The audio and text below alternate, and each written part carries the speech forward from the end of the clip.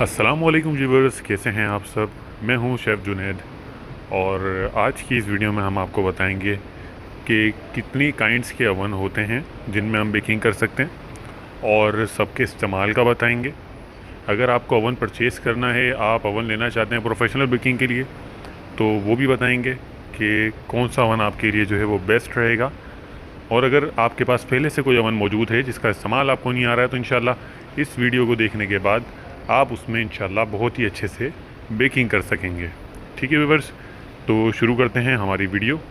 जितने भी अवन इस पिक्चर में आपको नज़र आ रहे हैं, ये सभी बेकिंग के लिए इस्तेमाल होते हैं और मार्केट में ये सब अवेलेबल हैं। लेकिन इनमें से कौन सा अवन हमारे लिए बेस्ट है, लो कॉस्ट में सबसे अच्छा अवन कौन सा रहेगा बेकिंग के लिए, इंशाल्लाह वो मैं आज आपको बताऊँगा। सबसे पहले माइक्रोवेव को देख लेते हैं। माइक्रोवेव टेक्नोलॉजी से हमारे पास 3 किस्म के ओवन आते हैं। एक होता है सोलो माइक्रोवेव ओवन, एक होता है कुकिंग कॉम्बिनेशन माइक्रोवेव ओवन, ठीक है, और एक होता है कन्वेक्शन माइक्रोवेव ओवन, ठीक है। ये 3 अलग अलग किस्म के माइक्रोवेव ओवन मार्केट में आते हैं। अब लोगों को इसके अंदर फ़र्क नहीं मालूम, जिसकी वजह से वो गलत मशीन परचेज़ कर लेते हैं और फिर उनको वो बेकिंग में और चीज़ों में हेडल आती है, ठीक है। सोलो माइक्रोवेव ओवन के अंदर आप प्रोफेशनल बेकिंग नहीं कर सकते, ठीक है।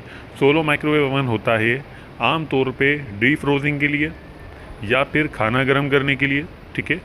वो इस तरह के छोटे कामों के लिए होता है। उसके अंदर कुछ रेसिपीज़ के ऊपर काम हो सकता है, लेकिन उसके अंदर हीट कंट्रोल नहीं होता, उसमें टेम्परेचर मेंटेन नहीं होता, उसमें सिर्फ खाना वगैरह अच्छे से गर्म हो जाता है। उसको कहते हैं सोलो माइक्रोवेव ओवन, ठीक है, जिसमें 30 सेकंड करके हम जो है या फिर 15 सेकंड करके हम जो है वो टाइमर लगाते हैं। इसके अलावा आ जाते हैं दूसरे ओवन की तरफ, जो कि है कुकिंग कॉम्बिनेशन। कुकिंग कॉम्बिनेशन के अंदर भी बेकिंग नहीं हो सकती, उसमें कुछ रेसिपीज़ बिल्ट इन होती हैं, उसी पर वो काम कर सकता है। और टॉप पर उसके अंदर जो है वो ग्रिल का ऑप्शन होता है, ठीक है। यानी कि जब आप अवन खोलेंगे, अवन के रूम में एक ऊपर की साइड पे आपको एलिमेंट नज़र आएंगे, वो ग्रिलिंग के लिए होते हैं। आप उसके अंदर जो है वो किसी भी चीज़ को ग्रिल कर सकते हैं, आप उसमें पिज़्ज़ा बना सकते हैं, लेकिन जो उसकी अपनी बिल्ट इन रेसिपीज़ हैं उसी पे वो काम करेगा। उसके अंदर प्रोफेशनल बेकिंग नहीं होगी, उसमें आपकी मर्ज़ी के मुताबिक केक वगैरह पिज़्ज़ा का टेम्परेचर मेंटेन नहीं होगा। ये ओवन भी बेकिंग के लिए नहीं होता। इसमें सोलो ओवन वाली सारी प्रॉपर्टीज़ होती हैं, साथ ही कुछ रेसिपीज़ होती हैं जिसके ऊपर ये काम कर रहा होता है और ग्रिलिंग का ऑप्शन होता है। ये है कुकिंग कॉम्बिनेशन, लेकिन कन्वेक्शन मोड इसमें नहीं होता, ठीक है। तीसरा ओवन होता है, जैसे कि आपको पिक्चर में नज़र आ रहा होगा, ये तीनों एक जैसे होते हैं देखने में, लेकिन हमें बोल कर लेना पड़ता है और शॉपकीपर फिर हमें वो चीज़ देता है जिसकी हमें ज़रूरत होती है, ठीक है। तीसरा माइक्रोवेव ओवन होता है कन्वेक्शन माइक्रोवेव ओवन, ठीक है। अब कन्वेक्शन माइक्रोवेव ओवन के अंदर ये तीनों ही ऑप्शन हमें मिल जाते हैं। इसमें सोलो का ऑप्शन भी होता है, यानी कि आप खाना वगैरह भी गर्म कर सकते हैं। इसके अंदर ग्रिलिंग का भी ऑप्शन होता है, आप ग्रिलिंग भी कर सकते हैं, जो कि हमें कुकिंग कॉम्बिनेशन में मिल रही थी। इसके बाद कन्वेक्शन मोड के ऊपर आप इसे हीट देते हुए, जितनी हीट आपको चाहिए 200 सेल्सियस 180 सेल्सियस, उस पर आप आसानी से बेकिंग कर पाते हैं और बहुत अच्छा आपको रिज़ल्ट मिलता है। लेकिन ये इलेक्ट्रिसिटी काफ़ी ज़्यादा कंज्यूम करता है, तो ये इस वजह से थोड़ा कॉस्टली पड़ता है। और माइक्रोवेव ओवन के अंदर आप एक टाइम पे मल्टीपल केक्स नहीं बना सकते, इसका साइज़ भी बहुत ज़्यादा बड़ा नहीं आता, ठीक है। इसमें आप एक टाइम पे एक ही केक बना सकेंगे, क्योंकि फिर वो इसकी डिश के ऊपर जो है वो घूम रहा होगा, ठीक है। इसमें एक साथ 2 केक या 3 केक बेक नहीं हो सकते, इसलिए मैं रेकमेंड नहीं करूँगा कि आप माइक्रोवेव ओवन के अंदर बेकिंग करें। और ये एक्सपेंसिव भी होता है और ये इलेक्ट्रिसिटी को भी बहुत ज़्यादा कंज्यूम करता है। इसके बाद हम बात कर लेते हैं OTG ओवन की। OTG ओवन भी जो है इलेक्ट्रिसिटी पे चलते हैं। इनके यूज़ का क्या तरीका है? अच्छा, माइक्रोवेव के अंदर हीट जनरेट हो रही होती है वेव्स के थ्रू, ठीक है। वेव्स के थ्रू हीट जनरेट हो रही होती है, तो इसलिए वो इलेक्ट्रिसिटी ज़्यादा कंज्यूम कर रहा होता है। लेकिन बनिस्बत OTG ओवन में क्या होता है कि इसमें एलिमेंट्स लगे होते हैं, अपर साइड और लोअर साइड, वो गर्म होते हैं और उनके थ्रू जो है इसमें हीट जनरेट होती है। तो ये जो है ज़्यादा बिजली कंज्यूम नहीं करता, तकरीबन जो है माइक्रोवेव ओवन की निस्बत इसमें इलेक्ट्रिसिटी कम कंज्यूम होती है। और इसके अंदर भी 2 किस्म के ओवन आते हैं। एक आता है कन्वेक्शन ओवन और एक आता है simple OTG oven. Simple OTG oven के अंदर फ़ैन नहीं होता, कन्वेक्शन मोड वाले ओवन के अंदर फ़ैन लगा हुआ होता है। फ़ैन से हमें क्या मदद मिलती है कि फ़ैन जो है वो हीट को सर्कुलेट करता है पूरे ओवन के रूम के अंदर और आपको सब तरफ से एक जैसी बेकिंग मिलती है, ठीक है।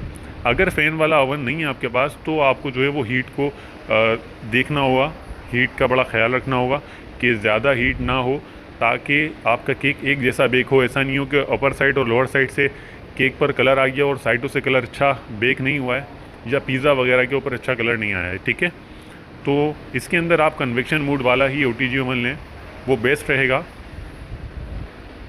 और इसमें बेकिंग बहुत अच्छी होती है, ठीक है। इसमें बेकिंग बहुत ही अच्छी होती है। इसमें आप पूरा का पूरा जो है इसका रूम इस्तेमाल कर पाते हैं। इसमें एक साथ 2, 3 या 4 केक बन सकते हैं।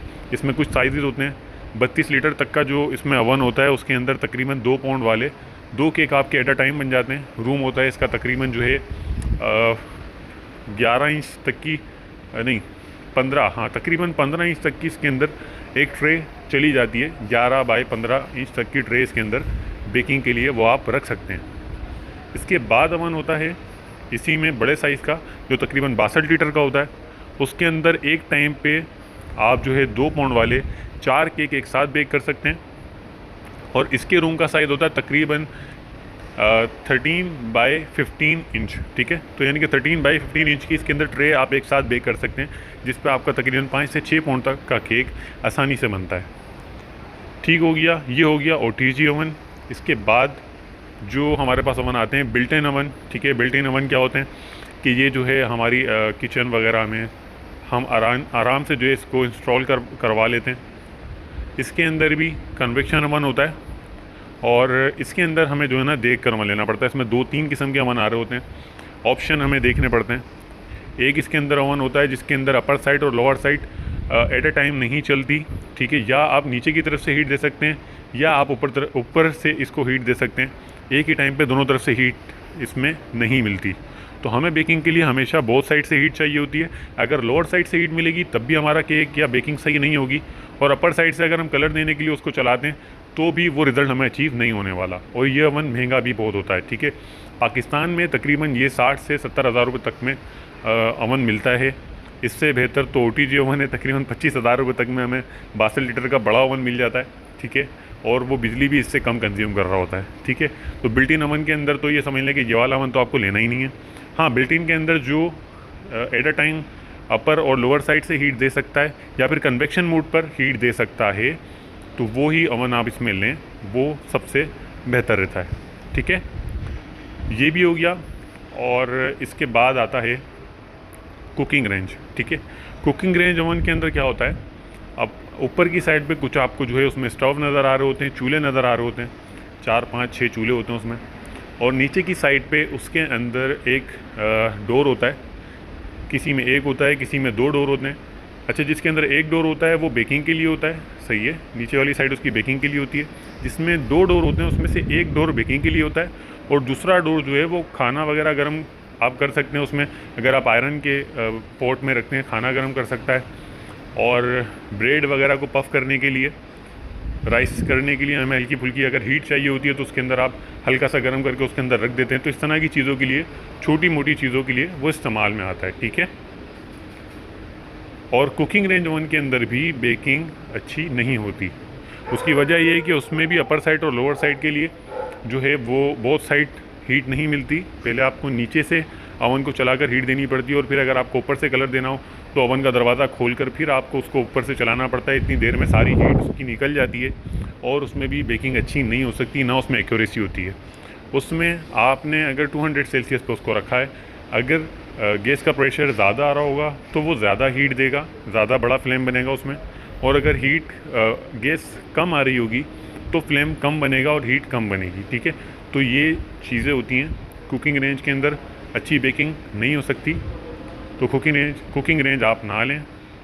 हाँ, इनकेस अगर आप कुकिंग रेंज ख़रीद चुके हैं तो फिर उसमें बेकिंग का तरीका क्या होगा, आगे इंशाल्लाह मैं वीडियोस के अंदर मज़ीद तफसीलात में ये चीज़ें बताऊंगा। आज की हमारी वीडियो के अंदर हमने आपको बता दिया कि इनमें क्या फ़र्क होता है इन ओवन्स के अंदर। और अगर आपको परचेज़ करना है तो आप OTG की तरफ ही जाएं, कम इलेक्ट्रिसिटी लेगा हीट बोथ साइड से देता है और प्रोफेशनल बेकिंग हो सकती है। इसमें हर एक चीज़ आप बना सकते हैं, बिल्कुल जैसे बेकरीज़ के अंदर प्रोफेशनल ओवन होते हैं, सेम वही रिज़ल्ट आपको ये छोटा OTG ओवन देगा। ठीक है गाइस, आज की हमारी ये वीडियो हुई मुकम्मल।